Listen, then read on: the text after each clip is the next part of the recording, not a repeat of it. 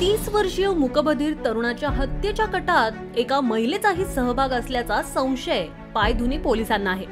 हत्येच्या वेळी एका महिलेने दोघा आरोपींपैकी एकाला फोन करून काम झालं की नाही असा प्रश्न विचारला असता आरोपीने तरुणाची हत्या झाल्याचं तिला कळवलं होतं। संबंधित महिला आणि आरोपी जय चावडा या दोघांचं प्रेमसंबंध असल्याचा पोलिसांचा अंदाज आहे। हे हत्येच्या कारणांपैकीच एक असू शकतं। रेल्वे पोलिसांनी रविवारी मुंबईतील दादर रेल्वे स्थानकावर तुतारी एक्सप्रेस मध्ये जड सुटकेससह चढण्याच्या प्रयत्नात असलेल्या 29 वर्षीय जय चावडा याला अटक केली होती। बॅगेतून रक्त सांडत असल्याने पोलिसांना संशय आला। बॅग उघडल्यानंतर पोलिसांना त्यात एका व्यक्तीचा विचित्र मृतदेह आढळून आला।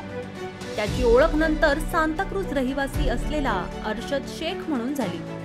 विशेष म्हणजे मृतदेहासह सापडलेला आरोपी मूकबधीर असल्याने पोलिसांना अडचणी येत होत्या। मात्र मृतदेहाची विल्हेवाट लावण्यासाठी जात असल्याचं चावडाने पोलिसांना सांगितलं होतं।